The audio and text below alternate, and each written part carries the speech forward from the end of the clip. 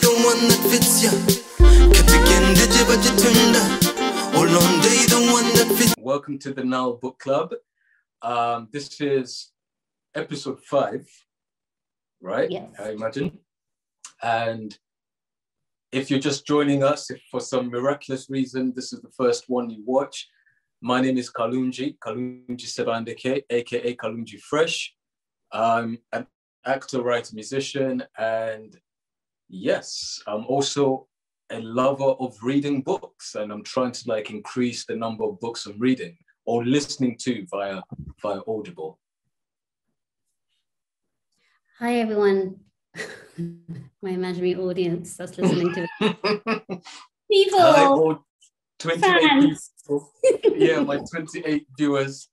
We see you. My name's Katasi, and I run this book club with Kalungi, and it's really, the purpose of it is one, to hold ourselves accountable and to read more, and also to really focus on African-centric reading and literature, and just keep it it's an open space, really. You don't have to be a super intellectual, but just being honest and sincere about the things that we get from books and things that we don't, in an accessible way. So this is our 5th one, and it's really quite exciting because we're being consistent, and we know how hard it is to be able to read in this day and age when there's so many distractions. And I think with the pandemic, it's been said that our attention spans have been affected as well, the way our minds think. So kudos to us for maintaining this.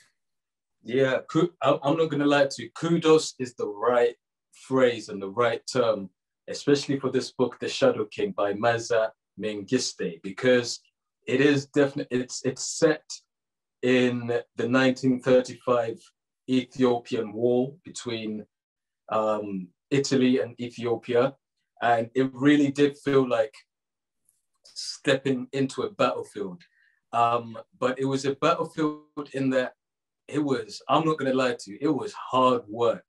And that's a good thing and a bad thing at the same time. I feel like it's a good thing because it kind of shows how much work and effort has been put into the research of making this kind of world really believable. But it's also a bad thing because it felt like a lot of effort. And coming from reading We Are All Birds of Uganda by Hafsa Zayan, which was an easy read. I'm not gonna lie to you, that was an easy read compared to this.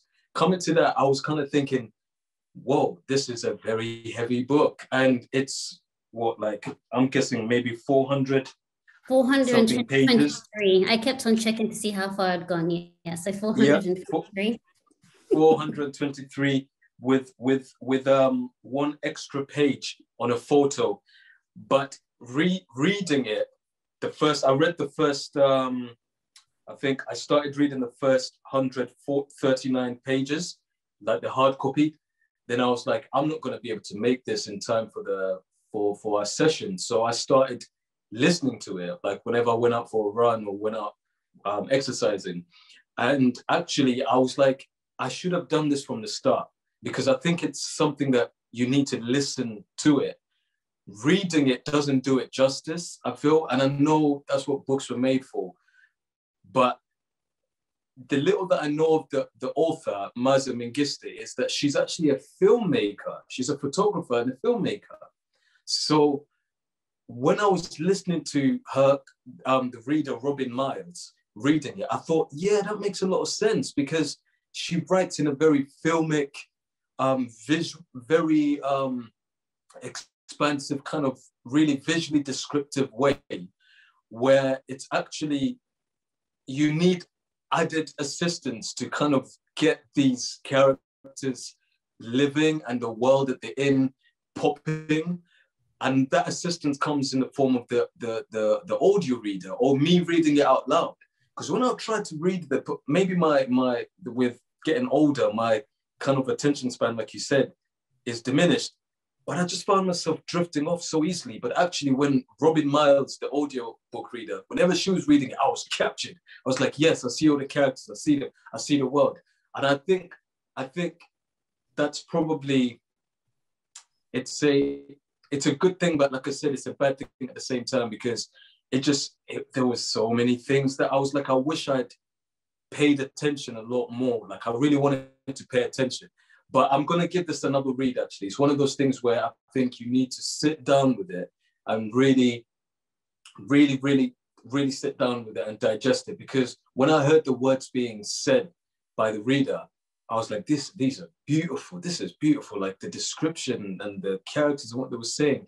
I wish I'd saw this myself. But again, 21st century distractions just meant that I decided to go for the audiobook. And also, just accessibility and speed and ease as well. But what did you think, Katasi? I feel like many of the things you said resonated with me. I started reading it. I was really excited about the premise. We haven't told our readers back home what it's about, but essentially it's about the role of women in this Ethiopian Italian war.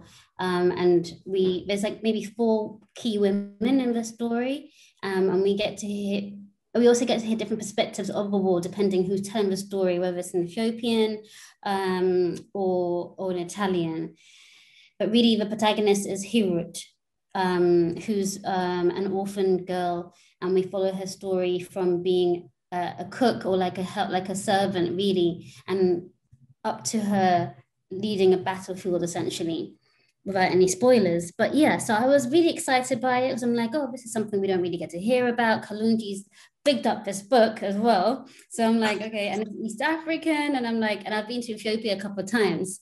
So I'm like, this is interesting. And when I started reading it, I was like, this is really heavy and it's so dense. And I think, like you say, it has to be, because from what some additional research, it took 10 years to research this book.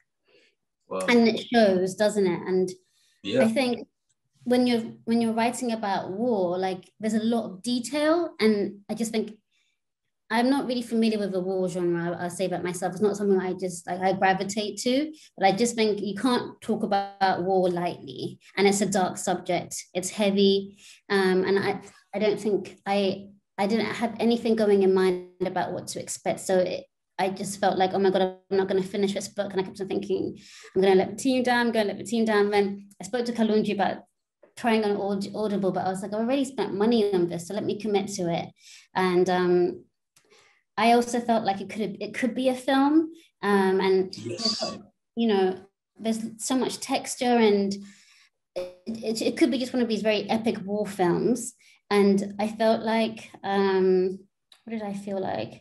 There were so many characters, but like you say, you need something more to bring it up in terms of like, to bring it life, to give it life. But I just find that when there's too many characters, I'll just go with the key ones. Like, I'm like, I don't know who this person is, but I'm just going to stick with Hura, Kidane, and whoever else. But I think I respected the fact that this was a very important issue, hence like pushing through it. And when I did read it out loud, I read it out loud to my son, who's 4 months old, by the way. things digested a bit more at times. I'm like, okay, I see where we're going with this. Yes. But can I say that I enjoyed the book? I felt like it was painful to read, and like there were no joyous moments in it. It brought out like feelings of rage, pity, sadness, but like never joy. I don't know what it brought up for you. Yeah, there wasn't really much joy, but I guess there isn't any joy in war, really. And also I was reading it with like you said, it's a very important subject matter and very timely because of what's going on in Ethiopia and the Tigray region, and it was definitely like such a timely book. Reading it with that in mind made me go, wow, look how kind of futile and pointless war is, because here they are, these Ethiopians who fought off the Italians, and then now they're fighting each other in the 21st century, and for a myriad of reasons, of course.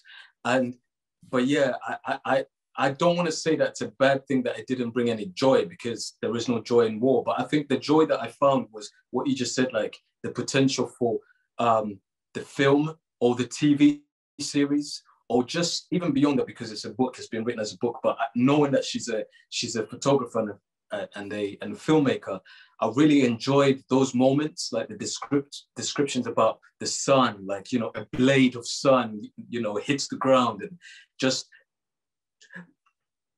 sorry, that imagery of, like, you know, the expansive kind of Ethiopian mountains, and the different kind of characters that Herod came across, and Herod's journey as well, the characterization from this young servant to this, you know, warrior queen herself, and I really enjoyed it, you know, finding out a little bit more about Ethiopia, like, you know, I loved hearing the Amharic and being kind of thrown in there, and her giving us, you know, Maaza Mengiste giving us the translation, and, you know, getting a chance to really, get a closer understanding of, like, Ethiopian history. Like, I know nothing about it. You've been to Ethiopia, so it was probably familiar for you, but like, I knew absolutely nothing about it.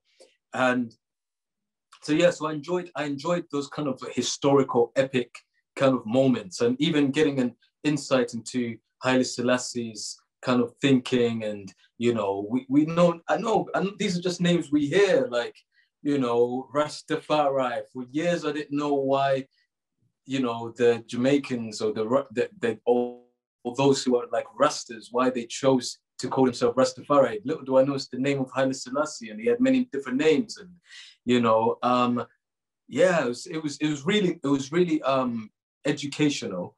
But yeah, I just wish maybe, and you were right, because early days you asked, should we give ourselves more time to read this book? Because it seemed like I wish we'd given ourselves more time with a book like this. But I'm glad we kind of had that time pressure, because I would have given up. Not given up, and I'm not gonna lie to you, I have quit a book before. There's a book I quit. It was called The Sellout. I gave up on that one, but I'll come back to it in the future. But yeah, so if I didn't have this time pressure, I think I would have given up, because it was like, whoa, there's so even just talking about it right now, I'm like, damn, there's a lot, and I keep drifting off. Maybe I should read it when, you know, we're not in this kind of crazy world that we're in right now. Like, maybe when I'm on a plane or on holiday or something, I can enjoy it a bit more. Yeah. That's interesting, because when I finished it, I was like, I felt that pressure, and I thought, oh, I wish I could have given this more time. It's definitely one I'd want to read again, but not so quickly again, just because of the amount of sexual assault. Like, reading, like, the scene with, I mean, we have spoilers, so spoiler alert. So with this, like, the scene with Asta, like on her wedding night, you know, and having the chorus there, and her family waiting for her downstairs, things like, you know, that particular scene, that was really haunting. You know, it's so descriptive. Like, the way she writes is like, she takes you there, like you're on the battlefield, be that the woman's body, you know, or that be the actual battlefield itself. But some of the things, like, would be triggering for someone who's been through sexual assault, because there's so much detail, and it's repeated throughout, you know, the novel, that sexual violence. So it's not something I want to come back to immediately. But I mean, if you're in a book club, I would say don't give yourself the usual month. Like, that's one takeaway for me. Like, give yourself more time. And when you were talking about how wonderful, like, she was able to illustrate things, one of my favorite scenes was when Asta was defiantly wearing her husband's his robe, and how she put the jacket on. Like, I just wondered what that might have looked like on film, but I think that would be like a really lovely scene. And then in terms of Ethiopia and its history, I think commonly, like, we're told Ethiopia was never colonized, you know, that's the usual rhetoric. Ethiopia was never colonized. So in reading this, it was really good to sort of to remember that despite that, there were other interactions, you know, and this is how we were not colonized. And I kept thinking with the war scenes, like, so this is how you fight a war. This is how you fight imperialism. That's what kept on coming from my mind. But maybe that was like the propaganda that I was reading on me, because it was the view from the Ethiopians, like both sides were biased. Hello, Kalungi, are you there? Oh, yeah, I'm still here. I'm still no. here. No, in Charlie War. I'm here. Or maybe you've disappeared. Are you there? Yeah, I'm there. Can you see me? Okay. Yeah, I see you. So yeah, like the usual rhetoric around Ethiopia is like, oh, we're never colonized, but we never talk about the fact that actually these atrocious things were still done onto these people. Italy has some very dark aspects to it through Mussolini, and I think she brought them out really well. Yeah, I mean, it being a very important topic, right? The role of women in war. I started thinking about other references, and I thought about Uganda, for example. I'm not sure it's because our government is I don't want to call it a military government, but you could argue that it is. I think not Museveni, but I think we know that there were a lot of women in the Bush War. We know that Winnie Byanyima and Janet were all in the Bush War. So it's almost like they give credit to those women. Like it's not a secret. But that's quite a common, that's a modern thing, isn't it? And then I think, which is really interesting, that ties back to Ethiopia, is Naya Binji, who was this woman called Muhumuza. She was like around the early 1900s. She fought against this European imperial resistance. And we don't hear about that at the same time. So I just think it's interesting coming from Uganda and thinking about like how women are placed. Like when we think about the NRM, there's like 30 men that they really do highlight, but we know that women played a role and they were leading female camps. And then I was watching MIA's documentary the other day, and she talks about the Tamil Tigers, how a lot of them were female, and like, has she not escaped Sri Lanka and moved to the UK, she might have well been one. So it was all kind of, it really got me thinking about women beyond being nurses and like not like Florence Nightingale. Like we'll hear about women tending to men and carrying things, and this comes out in the story. Like Hurut and Asta really want to be at the fore. Yeah, I think that kind of narrative of women in war having their role having been like the kind of role of the nurse seems to have been perpetuated by like the Western armies, like the British Army will always prop up like the dudes, the men and the white men more specifically. And we've seen recently that the commemoration of like African or Indian soldiers who fought in the world wars that were not kind of like recognized due to racism. And I think that's because there's always, at least in my kind of like limited understanding of this, there's always this kind of focus on the white British soldiers. You see the war poetry. We know what Wilfred Owens and Siegfried or whatever Sassoon, in school they told us about all these authors and stuff like that. And they're always dudes. And Florence Nightingale or Mary Seacole, there were nurses and stuff like that. They were there to tend to the soldiers' wounds. But actually, it feels like in places like Ethiopia or Uganda or Angola or all the other places, there has been these kind of images of like women in war, like leading armies. And we get to see this in The Shadow King. And you just mentioned Seven's wife Janet, and whether it's like you said, Naibingi or Nzinga, Queen Nzinga from Angola. So like it seems like anything was possible within like outside of the West. Like there's these women who were leading armies and they existed. And it just seems like, until maybe people like Maaza Mengiste write these books and tell us about this, we won't really know, because the focus and the narrative is always from the perspective of the victor, or it's from the perspective of, a white male author who's gonna, prop up the male soldiers. And you see that in the films, like 1917 from, I think it's Sam Mendes film. I think it's Sam Mendes. Sorry if I'm wrong, but 1917, which is this film championing and showing off, you know, a young British soldier who was to send a message across the battlefield, you know, or you see all these random TV shows around, you know, war. Steven Spielberg's got a new film coming out, and it's going to be highlighting dudes, of course, like dudes. So yeah, but you see with this book, right? I feel like it's such a shame when sometimes you're reading a book and you're like, oh, this would make a good film or TV show, because unless you're a producer, like you as a reader, should you be thinking that? Like, should you be go, I can't wait for the film on this? Shouldn't you just be invested in like, yes, I love these characters? Okay, I'm gonna answer that question.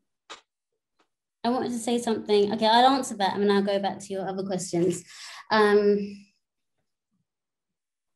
No, I mean, I'm the type of person that always reads the book first before I watch the film. Why did my mind think that? Why did I imagine it being a film? That's a really good question. And maybe it's just because that's what we're accustomed to, you know, we're now very visual people in terms of just watching, television or seeing things on a big screen. But I think maybe because I wanted to reach a broader audience, perhaps, because that's how great a story it is, that it's got potential. I mean, I really believe in repurposing content. And I think this is another way to do that. But just to go back to your point around the West and how they portray women in war, it's interesting because Maaza brings that out in how the Italians were portraying their women. They came in as sort of like just there to serve as soldiers. They were never there like being part of military arrangements. They came in as essentially prostitutes. And also when they're describing the ship, there's an image of this woman who, I can't remember her name, but it's this whole idea of like the mother nation, isn't it? Like we're doing this for our nation, our women, but never the women being actively involved. And what I wanted to highlight was Nyabingi is actually, sorry if you already know this, but she's also a sect of Rastafarianism. So it's one of the 12 tribes of Judah, I think, or one of the 12 tribes. So you can say I'm Nyabingi or whatever. So I thought that was really interesting. And when I went to Ethiopia, when we told them that we were Ugandan, they were just like, oh my gosh, wow, because they had the whole Nyabingi connect, which is interesting. Well, tell me the connect, because I don't really know anything about Nile. Like, is it an Ethiopian connection, Ugandan connection? What is it? Okay, so let me be clearer. So Nyabingi fights against these European forces, and that should be taken over by a spirit. No, Nyabingi was the spirit. This is an interesting thing, and like two Ugandan examples where there's like women are actively involved in war. The other being the spirit of Alice Lakwena. Do you know Alice Lakwena? She's like, no. Right, so she's this a Choli spirit who allegedly would fight without any sort of arms. Like her spirit would come on the field and then soldiers would just die. And this was against the NRA, like in the 80s at Northern Uganda war. And again, with Muhumuza is the human being, and the medium is Nyabingi. So through Nyabingi's spirit, she was able to resist these Europeans. So I guess I'm thinking, are they trying to say that women can't do it without like some divine intervention? Or are we that divine that we need some kind of spiritual, I don't know, that we can just attract that? But then, so apparently, an Ethiopian journalist was writing about the Nyabingi, and then the Jamaicans heard about it, and then they were like, oh, there's a Nyabingi sect in Ethiopia, oh no, in South Africa that's anti like white, so it's all about resistance, pro-blackness. And then they started seeing her as this deity and worshipping her.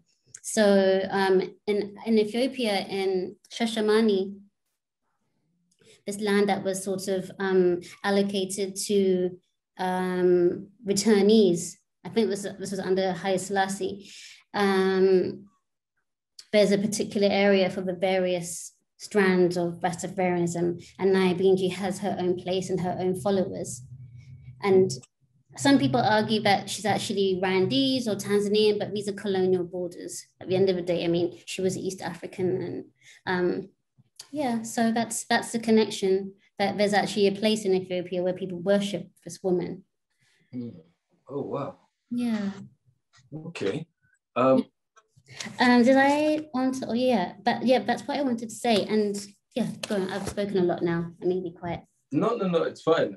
It's yeah, I was talking, kind of my main point was like why nowadays when we read books, there's almost this expectation that we're gonna go from book to film or TV or book to screen. Whereas like the once upon a time, when you read a book, when I grew up reading a book, I think you know the thing that's, I don't want to say that it didn't start this, because there were books to film long before this. But I remember Harry Potter was the first time I came across that, like where there was a film version of like something that I was reading or that I wanted to read. And I feel like since then, there's always been this expectation like, oh, I can't wait for the film version of the TV show version. And Yeah. I just want to like find a book where I just read it without the expectation or the anticipation that, yes, the Netflix series of this, definitely it's gonna look dope, you know. And also as well, like this, there was also added pressure to kind of invest in this book because it was shortlisted for the Booker Prize, and sometimes that's why I really enjoyed reading, say, even we are all birds of Uganda or The First Woman by Jennifer Nansuka Makumbi. Like I enjoyed reading that because there was no hype around it. And only now it's getting some hype with the Jalak Prize, but there was no hype around Jennifer's book of The First Woman. So I was reading, it's like coming across an artist that people ain't hyping about. You're listening to it or reading it with your own ears and eyes, you know? And I felt like with this book, there was a little bit of, oh yes, this is one of the Booker Prize books, you know, and let me persevere. Because had it just been a random book you pick up in the library, would I have actually I would have invested, because this is something that's really interesting. But I don't know, there was kind of that added pressure when I was reading it. I was like, it's one of the Booker Prize ones, and we have to, it must be good, you know, maybe it's me.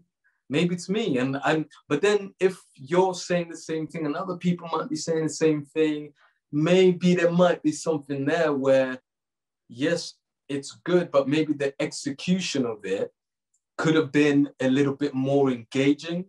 There was times where it was borderline very uber poetic, and I realized there's a lot of books that I like that. Like again, I tried to write as well, you know, writing my own novel, and sometimes you do get caught up in that poetic source where you try something that you could say very simply, like they sit down on a bed. Right, novelists have to go, the bed that received the softness of their butt cheeks, or welcome them with arms so wide it felt like the Grand Canyon. Like, and it feels like that's what people like editors or publishers, they want those kind of books. They want the books that you know, play with language in that way. And in some moments it was really good, like when she's describing the sun and the characters and everything and how people are feeling the anger is really good. But sometimes in this day and age, this kind of straight to the point age, I feel like sometimes it takes you out, because it's like, oh, are you writing this for me or for the pompous pontificators, you know, the ones who, oh, they love this kind of, you know, very literary heavy stuff. Like I'm a fan of these sentences, but sometimes it just felt a little bit too much. And yeah, and I don't know, like, and it means like it's easy to drift off, because it's like you're going around the houses, like where you could have just said the point very clearly, like he punched him in the face. Instead, you start telling me all the metaphysical, lyrical kind of poetical version of punching someone in the face. But there were times where it worked. Where it worked. I'm not going to lie to you. I hear that on so many levels. So the first point about books going from book to film. Interestingly, when you prepared the email for today's send out, you wrote this month's play. Did I put play? A play, but I changed it. So maybe that was a Freudian slip. Maybe you think it should be a play.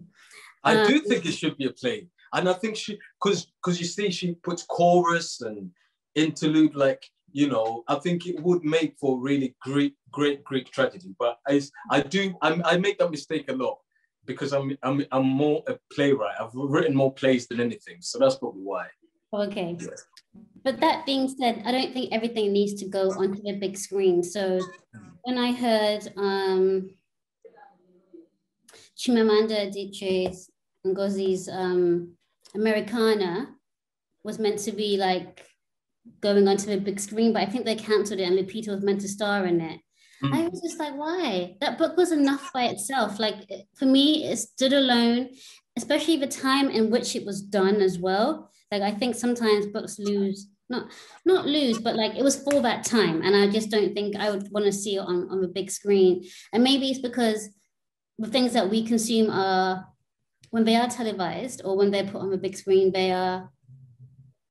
we're already coming from a place where there's not enough of that. We're underrepresented. So any opportunity to turn a great story into a film should be welcome. But actually you might say, well, just find the Black playwrights and just let that be enough.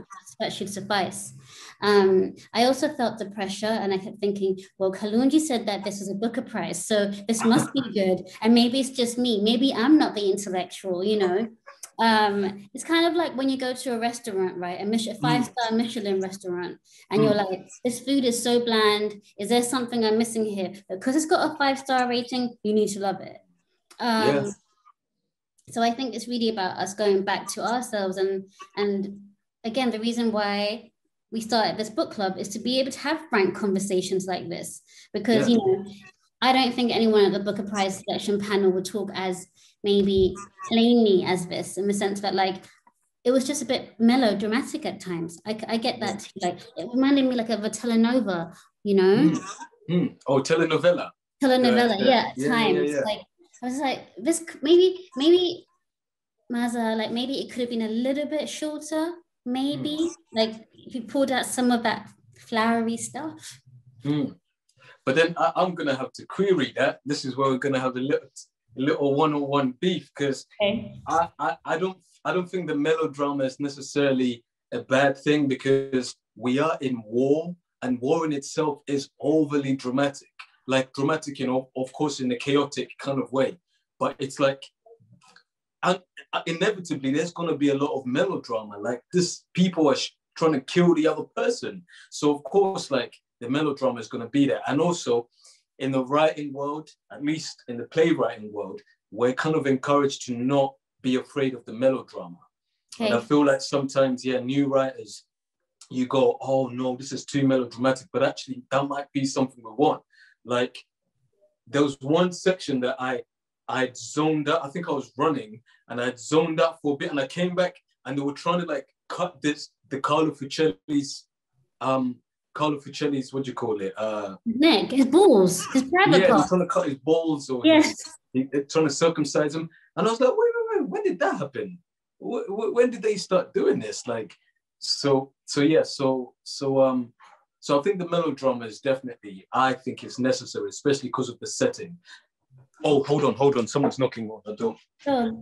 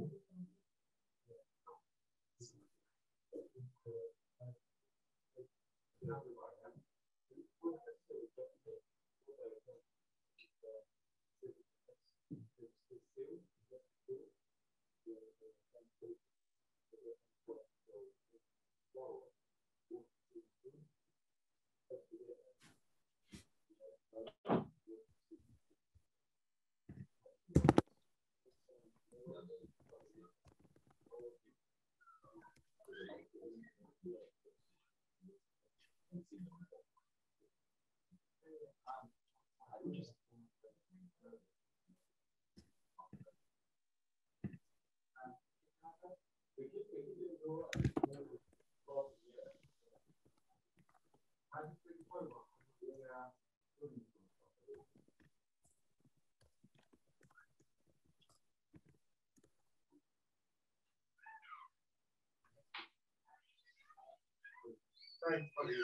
for the incident. So it's not noodle, but same thing. It's noodle. Yeah. So this side is Monica. Monica. Yeah. Okay. Thank you very much. With the landlord from the other landlord. Sorry. We had a leak. I think you muted. Are you muted? Are you muted? Okay, no. It was yeah. We're just having a leaking problem in our flat, but it's okay. So yeah, so you were telling me about melodramaticism and how it plays a role. Yeah, I think it plays a major role especially because of like the setting, like the melodrama is very, very important because it's fitting in that world. Like, of course, the war by itself, you could say, is melodramatic. Like, it's someone who's decided, instead of having a conversation, to go, let's go kill the other person and take over. The thing I was going to say was slightly maybe sometimes out of place, and I've already said it, was the kind of the poetic kind of going round, beating around the bush, where you could just go straight to the point. And then maybe that's where you could have snipped a little bit of time. But yeah, I like that she messed up. This is the first time I've ever seen a book where there's a chorus, like that comes in a section or interlude or a photo. And that's where you saw sorry, that's where you saw her photography and her filmmaking kind of skills coming in. Yeah, coming nicely together. But yeah, I just felt it was a pretty strong book, but I think it might have been too clever for its own good. I would say that. Yeah. As in the execution was too clever and too fancy for its own good, I think. And I regret saying that slightly, because the more I talk about it, the more I go, actually, it's pretty masterful, like the way, you know, she writes and everything. And it's definitely really well written. And you can see why it caught the judges, like Booker Prize judges' attention. But I feel like for a lay reader like ourselves, who are not, well, like speaking for myself, who are not like people that read maybe 20 books a month or whatever, and have to, for everyday people like us, I think it is something that probably is a hard read. It's a very difficult, it's not an easy read. But then again, war isn't easy, so maybe that's the point. Yeah, I think that might be the point. And I think that one of our members who's not here today, or one of a woman said to me that she found it too complicated. She started it and just thought it was confusing, you know. And I guess that's the appeal for it to be televised, because you'd see the characters for yourself. And again, like Chimamanda, I was looking at one of her posts, and she was saying that's the thing with reading, like you really have to use your brain. And I think it's the time that we're in that we're actually we're regressing. So like you said, having come from reading Hafsa Zayan's We Are All Birds of Uganda, which was an easy read, you could just read it really quick. There was nothing apart from the several characters. This was actually very masterful and required you to use a lot of your brain and to remember a lot. And it was a much more complex matter. So I think it's just testament to the times we're in, you know, like we're trying to get back into the groove of reading much more frequently and using that part of our brain. And this book really stretches your imagination, I think. It does. No, I agree with that, actually, because I think with YouTube and Twitter, everything is fed to us. Yeah. Like, here we are. We literally, people might not need to read this book. They can just listen to us speaking about it. We no longer have to learn how to do stuff. Someone will teach you how to do this thing. Someone will deliver food for you. Someone will make food for you, will do everything, help you go to sleep, you know? So I think you're right. Like we're so used to like things being very easy, 140 characters, whatever. It's Instagram, it's this, it's instant. And because this book wasn't doing any of that, my brain, and from what I hear that other people are saying, is like, you start going, hey, you're making me work. Like, yeah. I'm not used to this. And if this was like, remember, maybe I don't want to age you, but like maybe you're in a different year group than me, maybe a couple of years above me, Katasi, based off of the knowledge, based off of what you told me. I know, I was like, he's going to be like, okay, so if he knows so-and-so and so-and-so. Mm-hmm. But yeah, but Cold Mountain, remember, did you ever get to read, we read Cold Mountain in my school, right? And that book was pretty epic. But in them days, you had no choice. You had to read that book. There was no, again, distractions of other things. That was the book you're going to read. And these books we were reading, Color Purple, I Know Why the Caged Bird Sings. All the books were not easy reads, but we still got through them because we knew that reading was actually an actual active thing that you did. Whereas nowadays we're used to scrolling, and you can scroll a couple of tweets and you go, yeah, haha, that's funny. You can go on TikTok and someone's reading for you. They're saying jokes for you. So yeah, I think this book, reason why maybe it's frustrating for some people is that it requires a lot of effort. It required a lot of concentration. And for that reason, people going, nah, man, bring back the easy reads. Give me the 50 Shades of Grey where it's just sex after sex, whatever, or sex page after page. So yeah, so I kind of want to backtrack a little bit some of the stuff I was saying about it, because it is actually a pretty good book. It's just that we've been dumbed down, and let me speak for myself. I've been dumbed down. So there's certain expectations that I have in reading material. I don't want to have to be thinking through different characters, being taken back to before, and it starts in the present time, and then you're going all the way back, and then now you're bringing in a new person, and then there's no quotation marks. So I'm like, when does the dialogue start? I've never seen this before. By the way, yeah. Yeah, I've never seen this before. So I'm like, wait, when are they speaking? When, so there's a lot of kind of hard work that the reader had to do. That's probably why maybe it captured the attention of the Booker Prize people, because they were like, this is really different. It's messing with the form a bit, and it's something that's making you think, as opposed to your everyday kind of like beach or airport read. And no offense to airport reads or beach reads, whatever, but yeah, it's definitely something that requires work. And that's why I felt really bad, because I was like, I didn't give it the time it required. It really required sitting down and going, okay, cool, yeah, and investing in it. Really, really investing in it, because there's some characters that were incredible. I was like, yeah, whoever gets to play this role, and when we see they're on the horse as well, when that guy Menem is impersonating Haile Selassie and he's on the horse, and the description of everything, hero to the side and Astaire, it's like, I see it, but I didn't put respect on the book's name, and I'm ashamed, Katasi. I'm ashamed. So you should be, but no, I mean, I'm just joking.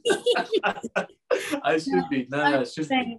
But because when you think about it, it wasn't too complex in the sense that it was very straightforward English. She didn't have like grand, like elaborate and complicated words. It was easy English, but it was just how it was assembled. And I think when it reminded me of Girl, Woman, Other, because she plays around with time and space as well. And I think maybe that's what these literary people are looking for, that complexity. Oh yeah, absolutely. Like when you see even the International Booker Prize, you see the books that have been selected. Like I haven't read them, but like you see the synopses, you go, okay, they're doing something different. Like somersaults, yeah. Say that again. Like when you're doing mental somersaults in your mind, like absolutely. Like gone are the goosebump days, where it was like just simple ABC. Now they want CBZ and then bring it back to F. That's the kind of stuff like they want, like people messing around with form and language and the characterization, introducing choruses and, interludes and a description of a photo. Like that's some, and there was one book I remember that really got a lot of love. It was this lady, she wrote all in what, it was a one single sentence. Like it was just a continuous sentence. I remember this. I remember this a couple of years ago. Yeah. I don't remember the name of the book. Yeah. I didn't read it, but I'm like, see, they like that kind of stuff where it's just continuous. It's like, okay, of course, there's going to be a semicolon here, colon there, comma here, and they love that. And one of my favorite books actually is Blindness by Jose Saramago, and that was interesting as well because it played around with form, like it was very kind of self-aware.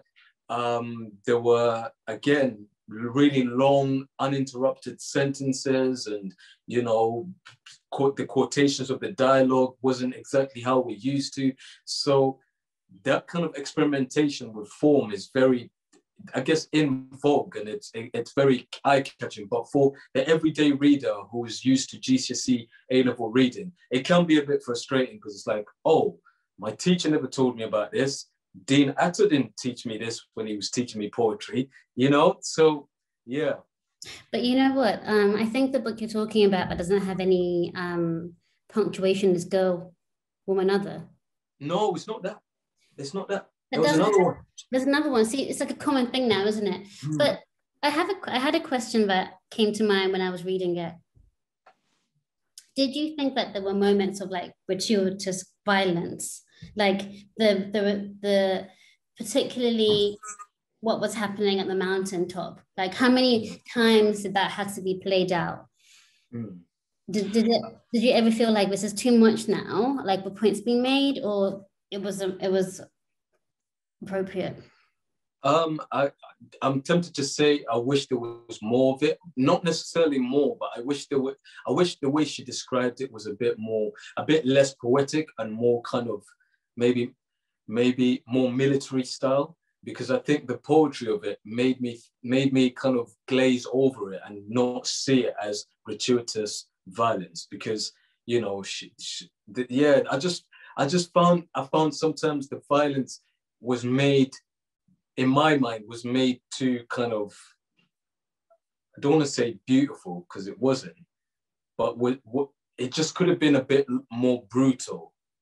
I think she could have described it a bit more brutally. I think that there was just times where it's like, it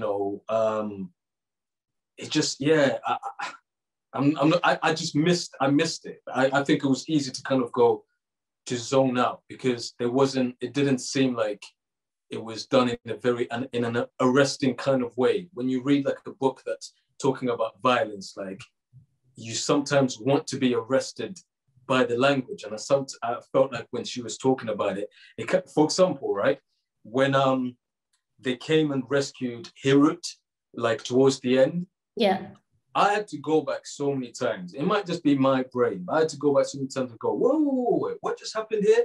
Because it creeped up on you. And maybe that was the whole point, because they did kind of come out of nowhere. Like, yes, she describes Hirut looking at the skirts, the skirts emerging from the grass or whatever. And I'm like, wait, hang on a minute. No, like, shouldn't it be a bit more kind of like, a bit, I don't want to say more aggressive, like zoom straight to the point. Like when Hirut, yeah, like even when the guy was getting attacked by, the dudes that came and ransacked his room, I had to go back because I missed that. Like it just seemed a bit, there's too much. It's what happens when maybe the poetry takes over and you miss that. So I don't know. Did you feel like it was too violent? Like? I did wonder what they've saved them. But then later on, she explained it better from someone else's perspective when someone's talking about Ibrahim's involvement in it and how Ibrahim all along was a spy, right? Mm-hmm. Yeah, I mean, no, I felt like it was enough for me. She would, hear it was smelling like the blood. There were corpses on the floor, on the ground, and Maybe I felt like that bit where she's like saying boom, boom was like, oh, okay, that's a bit, maybe I felt it was a bit cheesy, but you know, do you know, but I mean, when he was at the front line and towards the end, no, I didn't feel like it needed any more emphasis. It was enough for me, to be honest. I think particularly like the sexual assaults, like those are really, really heavy and just very well described. But yeah, I would read it again a bit later, much later. And I think I'd read it after having done enough research in Ethiopia so I can decipher like what's really Haile Selassie, or what's she imagining, because it's historical fiction, isn't it? And also like listening to Ida, like I'm like, what's Ida? Like, who is Ida? You know, there's lots of things in there that make you want to go away. But if I thought it was actually a really great book, actually. Yeah. No, I thought it was very good. And I think it's one of those books, like, if you had more people talking about it, like, that's the more you start to appreciate it. You know, some books you're reading, you're going, oh yeah, this is pretty decent. But then when you talk about it and look back into it, you go, man, it was all right. But this is actually the other way around. Like, the more you kind of dissect it, you start remembering bits in the novel. Like, for example, that poor dude who was hanging, and she had to, the Fifi had to take a picture next to the hanging. Yeah, his name starts with Tiara. Oh, Teruku. No. The one before that Teruku was the little kid, right? Wasn't that this? I think it was someone else. There was someone that was, unfortunately, I think he was captured, and then his body was hanging, and Ettore was like taking a picture of Fifi and Carlo Ficelli, and the poor lady was like trying to keep glamorous right next to this dead body. So yeah, so I think there was so many, the world building, like the world building was incredible, like, you know, and a lot of these moments like stayed with you. And I guess maybe that's what you want from a book, like you want it to provoke that kind of like conversation, and what you just said, where maybe some of the stuff was too much and was too real.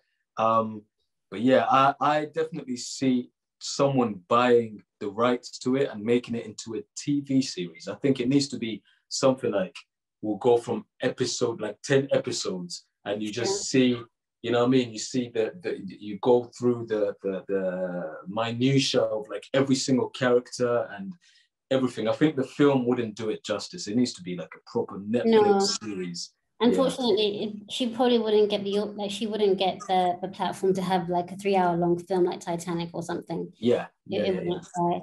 I just had a few, like 2 questions maybe. Like, I like how she ended it with Atoru and Hirut, because like there was something there, right? There was some kind of like, there were feelings. Yeah, but how old was she when they first met though? Because I thought she was very young, like, and he was like some grown man. Because she was always described as a girl, like, even, you know, and he seemed like a grown man, like. But could you gauge like how old she was? Because it's. No, I couldn't gauge. I mean, he kept on referring to her. Kidane kept referring to her as little one.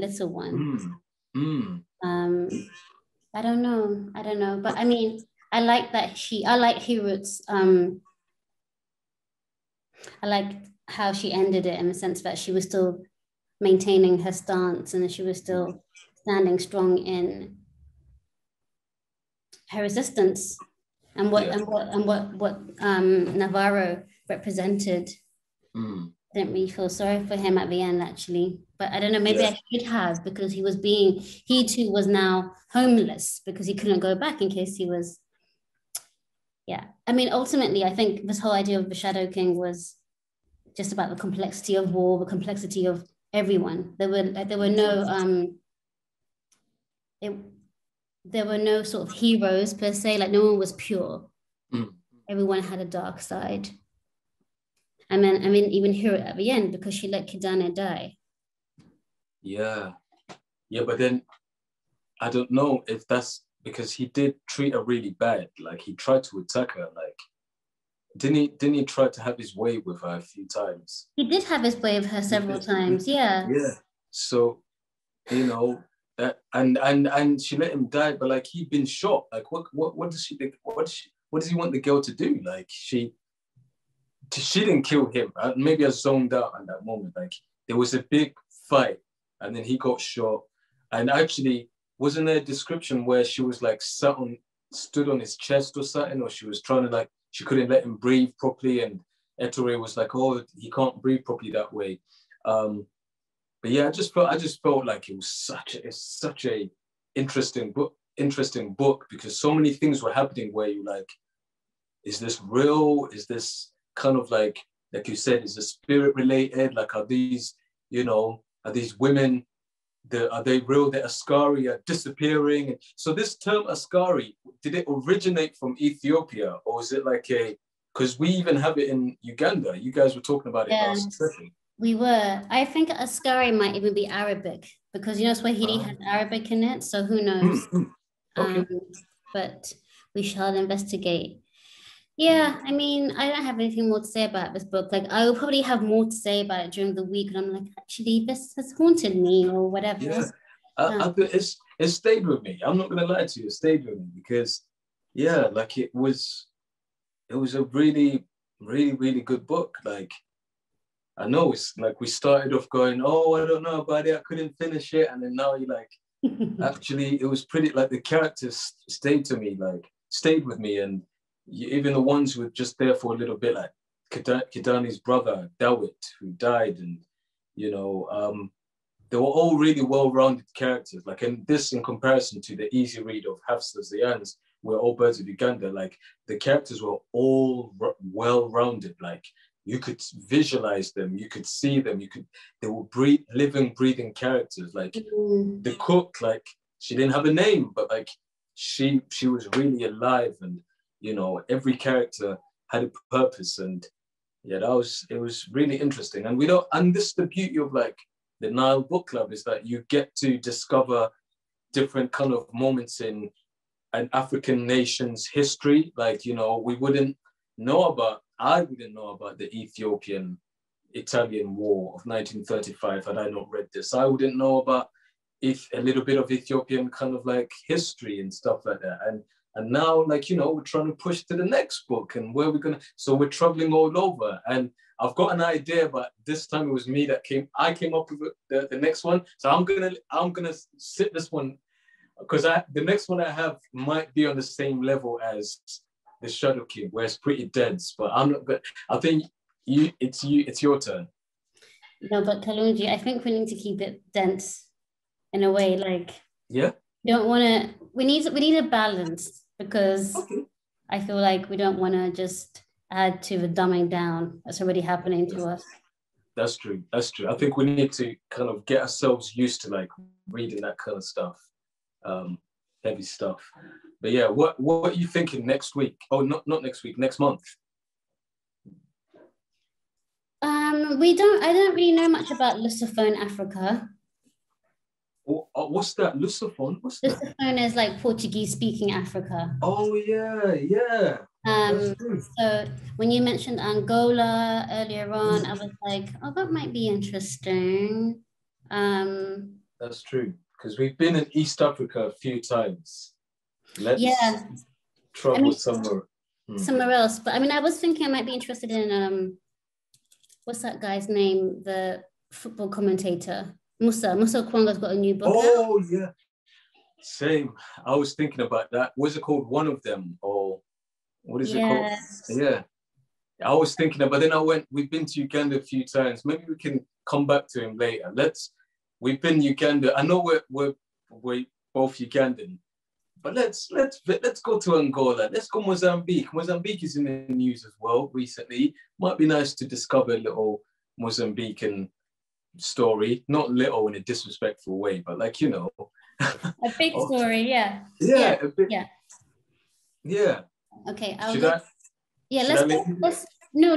can both look. I'll probably get caught up with Mumu, but yeah, let's both look, and then we might even find the same thing and be like, this is the one. But should we try and do it by it's nice to kind of ease off until like 1st of May, isn't it? Yeah. Could we say by 1st of May, we come up with something? Yeah, we'll definitely have something. And then in this time, we can read something else, maybe. That's Okay. how I'm doing it, yeah. Yeah, same. I'm trying to like read something in between. I'm trying to up the books. But the good thing about this, by the end of the year, you've read at least 12 books, at least. Not many people can say that. Exactly. And you see that reel that I had? I was proud of that. I'm not gonna lie to you. I was proud of it. Because I couldn't find, reason it took me so long is because I couldn't find the Things Fall Apart, because I knew I had it and it was looking a bit thin. I was like, oh, okay, there's of course the other ones, but it needs to look a bit chunky because based off of the reference you showed me. But yeah, I was proud of that. I was like, wow, that's looking decent, you know? So yeah, it's nice to have that, like stack it up and yeah. It really is decent. And actually thinking about it, we've done lots of historical fiction and I quite like that. I didn't realize like that's what we've done. And I've been researching a lot about Ugandan history, particularly Buganda history. And you know, when you think about things fall apart, like it's a classic example of that and how Buganda and Ugandan history plays out, just seeing that transition from forgetting our norms, our values, and adopting.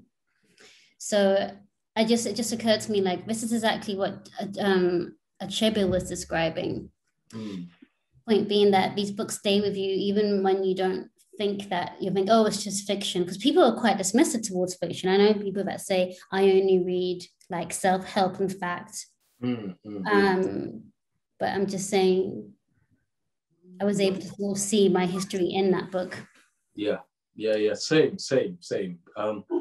But yeah, I'm looking forward to, like, you know, going to Angola, reading some Angolan. I got maybe the one after. There's a few, like I saw a Zimbabwean. Is it Tsitsi Dandaregba? Like she's got something that she's written.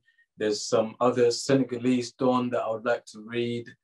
Yeah, I wanna read as much as possible, man, because yeah, there's so many really exciting stories that I think, yeah, we shut off. Especially, I feel like YouTube and Twitter and Insta, I know they don't do this on purpose, but it feels like it stops us from engaging with reading. Like we don't read as much, even if it's just listening to it.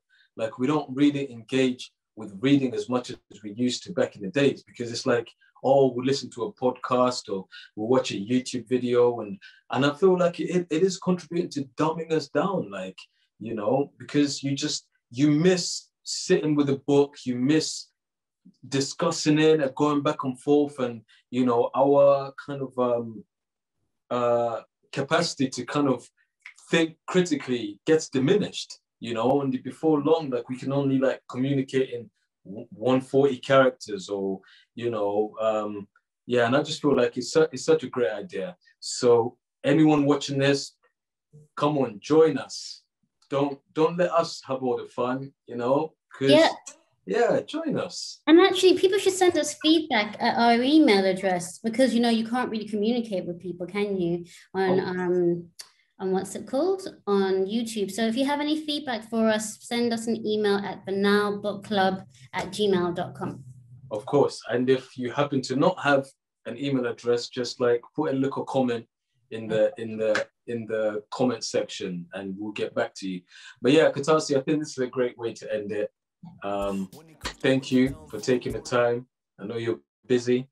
And yeah, here's to the next one. All right. Thanks, Kalungi. Have a great week. Okay, Kalinawe. You too. Bye. All right. Bye-bye.